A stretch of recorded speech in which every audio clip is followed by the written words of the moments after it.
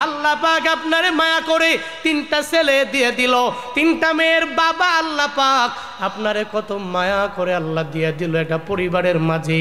আপনি গার্ডিয়ান হয়ে গেলেন, একটা বড় নেতা ওই পরিবারের মাঝে। আপনি, আপনার ছেলে আপনার কমান্ড মানে, আপনার মেয়ে আপনার কমান্ড মেনে চলে, আপনার পুত্রবধূ আপনার কমান্ড মেনে চলে, আপনার বউটাও, আপনার স্ত্রী, আপনার ওয়াইফ আপনার প্রত্যেকটা কথা মেনে মেনে চলা লাগে। আল্লাহ পাক এত পরিমাণ ঘরের মধ্যে আপনার হাতের মধ্যে কর্তৃত্ব দিয়ে দিলেন, একটা নেতা আপনি হয়ে গেলেন। তো নেতা হওয়ার পরে এখন কাজ হবে সবার বেলায় সমান সমান বিচার করা। কিন্তু কপাল বড় খারাপ, আমগো বাবারা সবার বেলায় একরকম বিচার করতে পারে না। যেই ছেলে কামাই করে সুন্দর করে খাওয়াইতে পারে, বলে যা জমিন আছে সব আমার এক ছেলের নামে লিখে দাও, আমার মেয়েকে দেওয়া লাগবে না, যা আছে সম্পদ সব ছেলেরে দাও, মেয়েরে দেওয়া লাগবে না। মেয়ের জামাই বড় লোক, মেয়ের হকগুলো দেয় না। শুধুমাত্র দুইটা ছেলে আছে, ওই ছেলেরে বন্টন করে ঘরে দিয়ে দিল। মাছের বড় মাথাটা প্রতিদিন ছেলেরে দেয়, মেয়েরে দেয় না, অথবা মেয়েরে দেয় ছেলেরে দেয় না। এমন বাবা আমগো ঘরে আছে না না? আল্লাহ পাক বলেন, আমি আল্লাহ মায়া করে ওই পরিবারের বড় এক লিডার তুরে বানালাম। তুই নেতা হয়ে গেলা, কুল্লুকুম রাঈন ওয়া কুল্লুকুম মাসউলুন আন রাইয়াতিহি। এই আমার বান্দারা, মদিনাওয়ালা নবী জানায়া দিলেন উম্মতের, আরে ঘরের মধ্যে তুমিও তো একজন বড় রক্ষক হয়ে গেলা, তোমার কথা মেনে মেনে এরা চলে।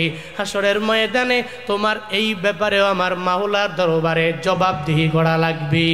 আল্লাহ পাক তোমারে জিজ্ঞাসা করবে, এই আমার বান্দা, আমি আল্লাহ তোরে ঘরের জন্য লিডার বানায়া দিলাম, বড় নেতা বানায়া দিলাম, তুই ঘরের মাঝে সমতা তুই সুন্দর করে করতে পারলা কিনা?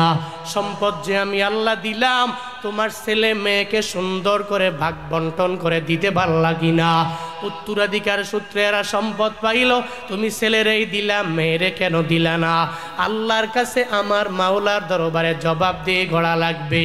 ও বাবারা, আজকে থেকে নিয়ত করেন সব সন্তানের এক চোখেই দেখা লাগবে। তিনটা ছেলে আল্লাহ দিল, এই তিনটা ছেলের বেলা একই পরিমাণে বিচার হয়ে যাবে, মেয়েদের বেলা একই পরিমাণ বিচার হয়ে যাবে। শুধু তাই না, আমগো এলাকায় মাতবরেরা আছে যারা বিচার করে, আল্লাহ পাক এদের মাতবর বানায়া দিল। এই মাতবরেরা, আপনাকে যে আল্লাহ পাক নেতা বানায়া দিল, আপনারে সারা বিচার হয় না। বারবার ওই পাড়া থেকে টেলিফোন আসলো, মাতবর সাহেব বাড়ি আসেননি? বলে নাই। কই আছেন? বলে আমি ঢাকায় গেলাম। কবে আসবেন? বলে 2 দিন পরে আসবো। বলে আমারে ছাড়া কি তোমরা বসতে পারবা না? বলে হবে না, আপনি আমাদের লিডার, আপনি থাকাই লাগবে। আল্লাহ পাক আপনাকে যে এত বড় লিডার বানায়া দিলেন, আপনারে ছাড়া এদের হয় না, আপনারে ছাড়া বিচার সুন্দর করে সালিশের মধ্যে বসতে পারে না, একটা সিদ্ধান্তের মধ্যেও যেতে পারে না। আল্লাহ পাক যে আপনারে এত দামি এক নেতা বানাইছি, আপনাকে সারা এরা বিচারেও বসে না, আপনাকে সারা এরা বৈঠকের মধ্যেও বসে না, আপনাকে সারা সুন্দর করে সালিশের মধ্যেও বসে না। আল্লাহ পাক আপনাকে যে এত বড় লিডার বানায়া দিলেন, আপনি লিড দিয়ে দিলেন, একটা ধনির পোলা পাইলে, টাকা কিছু পাইলে, আর বেলায় বিচার করলেন না। ধনির পোলার বেলায় বিচার নাই। যেই ব্যক্তিটা গরিব হয়ে গেল, সমাজের নিম্ন শ্রেণী যারা, এদের আপনি ছোট চোখে দেখে এদের পোলার ব্যাপারে 16 আনা বিচার করলেন, ধনির বেলায় বিচার করলেন না। আমার মাওলার দরবারে ও মাতবর সাহেব আপনার জবাব দেওয়া লাগবে।